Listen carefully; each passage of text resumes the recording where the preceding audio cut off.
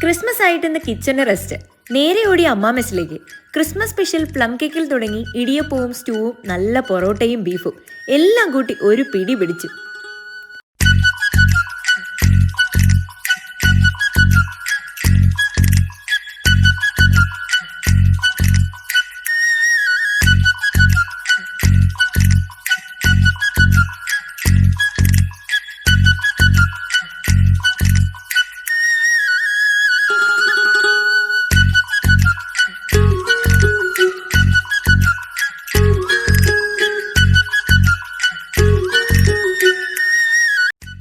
ടേസ്റ്റിന്റെ കാര്യത്തിൽ ഒരു രക്ഷയുമില്ല. അങ്ങനെ ഈ വർഷത്തെ ക്രിസ്മസ് കുശാലായി.